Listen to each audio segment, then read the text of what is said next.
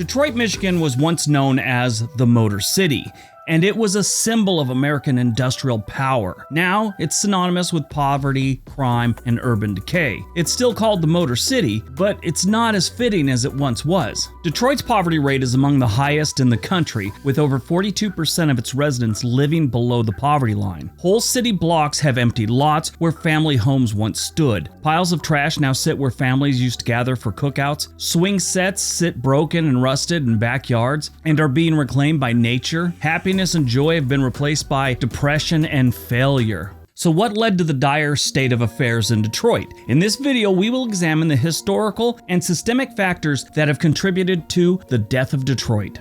There are many reasons Detroit ended up where it is in 2023. Today, we're just focusing on the main reasons for its collapse. This city was built on the back of the auto industry. The big three car manufacturers, General Motors, Ford, and Chrysler, called this place home. They provided thousands and thousands of jobs and economic stability for generations in Detroit. The decline of the American auto industry in the mid-20th century had a devastating impact on Detroit's economy. That's just how it goes. When you lose industries, people lose jobs, bad things start happening. As the industry shifted towards automation and overseas production, thousands of jobs were lost, factories closed, and hundreds of thousands of people were left without work. And I don't think as many people realize that it wasn't just 100% Japan started making good cars and we moved our production overseas. A lot of those lost jobs were due to automation. In the 1940s, let's say, I've seen different numbers for different assembly lines, but let's say the typical auto assembly line took 50 people to run it in 1945. 10 years later, in 1955, that same assembly line maybe needed 42 people. They had newer technology that replaced some of the workers. By the time you get to the 1960s, that same assembly line is working with 25 people. Now, don't get me wrong, that wasn't the only reason auto industry jobs were lost. There are many layers to this. It's like an onion. But I think that's one that's just overlooked by a lot of people. I remember Johnny Carson making a joke about the Denver airport and how they had replaced a lot of baggage handlers with an automated system. And the automated system was losing a lot of luggage. Johnny Carson said robots were stealing our jobs and our luggage. And it's just a matter of time before they program one to do a late night monologue. So overseas production, automation, the end result was, keep in mind it wasn't just the big three auto manufacturers. There were hundreds of companies with thousands and thousands of employees that supported the auto industry in Detroit. The economic downturn hit everyone in the city. The city's black population got hit especially hard, as they were already facing discrimination in the job market. The combination of systemic racism and economic downturn created the perfect storm for poverty to take root in Detroit. Every major city has poverty. They always have, they always will. This just turbocharged the situation that was going on in Detroit.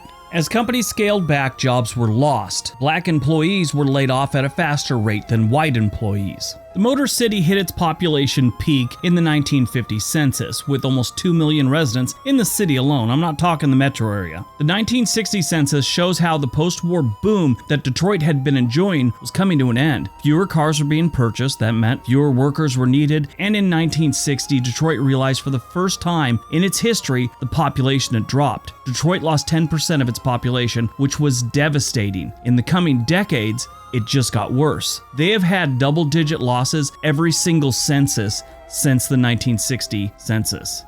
As we came to the mid-60s, people had gotten the idea that Detroit was dying. People started moving out for better economic opportunities. And as you can imagine, this created a snowball effect. Fewer people meant fewer tax dollars. Property values dropped, which gave them even fewer tax dollars. Then, of course, they had fewer resources available to support those in need. Abandoned homes and abandoned neighborhoods became the norm in Detroit. Eventually, the city's tax base had shrunk so much, it was difficult for the city to provide any essential services to its residents. As businesses left the city, it became harder and harder for the businesses that were there to get things like loans and support to keep their businesses going. Banks kind of saw everything in Detroit as a no-win situation for them. They didn't want to put any more money into a dying city. Detroit once led the nation in home ownership, and somewhere around the 1980s, it did a 180 and became the foreclosure capital of the United States. It's also the illiteracy and dropout capital of the United States. The schools in Detroit have been underfunded for decades, leading to a lack of educational opportunities for many of its residents. So you're poor, you can't get a decent education, you can't get a job, you're kind of stuck. Detroit also has a long history of corrupt government officials. I've had a few go to jail. Many people, including myself, have said that Detroit just needs to be mowed over and started fresh. They've tried different things to make the city better. The downtown looks okay these days. It seemed to be a little safe, but if you go right outside the downtown area, it's another situation. It's like a third world country. Third world country that's not doing very good. But Detroit is not without hope. The people of Detroit are hardworking, resilient people. They're determined. A lot of people have stayed, not because they're trapped here, because they love their city. Not as much the city, it's where they grew up. It's what they know. A lot of our cities that we grow up in, that we've become familiar with, that we spent our informative years, they're almost like a family member to us. Detroit's like that family member that's been to rehab 17 times. We all got one. None of us can stand thinking about what that person's become, but we still love them. It's their family member. There are community-based organizations working tirelessly to provide resources and support for those that need it in Detroit, and they need help. They have for 40 years. Fact remains, they don't have enough money to fix 5% of the problems Detroit has. In conclusion, the death of Detroit is a result of complex, intertwined historical, economic, and systemic factors. Basically, a whole bunch of crap that happened over decades and decades that nobody's been able to fix. The decline of the auto industry, depopulation, and the systemic issues such as redlining and underfunding schools have all played their role in the demise of Detroit. If you want to fix Detroit, you have to fix the poverty crisis. If you fix the poverty crisis, the crime rate will go down. Their crime rate is insane. Right now in 2023, the total crime rate is 130% above the national average, and their violent crime rate is 462%